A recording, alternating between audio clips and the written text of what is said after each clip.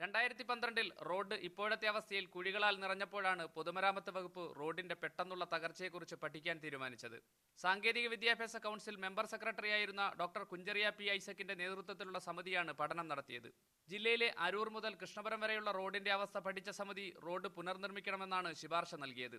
റോഡിന്റെ പല ഭാഗങ്ങളിലും 40 മില്ലിമീറ്റർ വണ്ണത്തിൽ ടാറിംഗ് നടത്തണമായിരുന്നു. എന്നാൽ 30 മില്ലിമീറ്റർ അളവിൽ മാത്രമേ ടാർ ചെയ്തിട്ടുള്ളൂവെന്ന് സമിതി കണ്ടെത്തി. റോഡ് നിർമ്മാണത്തിൽ ഡ്രെയിനേജ് സംവിധാനം നിർബന്ധമായിരുന്നിട്ടും അത് പാലിച്ചില്ല. ഇത് കാരണം പലയിടത്തും വിള്ളൽ വീഴാൻ കാരണമായി. ഡ്രെയിനേജ് സംവിധാനം പ്രധാന പ്രശ്നമായ നഗരപ്രദേശങ്ങളിൽ ഇന്റർലോക്ക് കോൺക്രീറ്റ് ടൈലുകൾ നിരത്തണമെന്നും റിപ്പോർട്ടിൽ പരാമർശമുണ്ടായിരുന്നു. ചേർത്തല മുതൽ മാരാരിക്കുളം വരെയുള്ള ഭാഗത്ത് റോഡിന് ഉറപ്പുള്ള അടിത്തറയില്ലാത്തതാണ് തകർച്ചയ്ക്ക് കാരണം. അമ്പലപ്പുഴ മുതൽ തോട്ടപ്പള്ളി വരെയുള്ള ഭാഗത്തും സ്പിൽവേയിലും വെള്ളം ഒഴുകിപ്പോകാൻ സംവിധാനമില്ലാത്തതായിരുന്നു പ്രശ്നം. അരൂർ മുതൽ കൃഷ്ണപുരം വരെ വിവിധ പാലങ്ങളുടെയും റോഡുകളുടെയും പ്രശ്നങ്ങളും അവ പരിഹരിക്കാനുള്ള മാർഗങ്ങളും റിപ്പോർട്ടിലുണ്ടായിരുന്നു.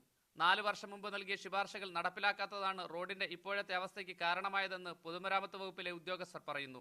ഈ റിപ്പോർട്ട് നിലനിൽക്കെയാണ് വീണ്ടും പഠനം നടത്തുന്നത്. തിരുവനന്തപുരം ഹൈവേ റിസർച്ച് ഇൻസ്റ്റിറ്റ്യൂട്ടിലെ സംഘമാണ് ഇപ്പോൾ പ്രശ്നം പഠിക്കുന്നത്.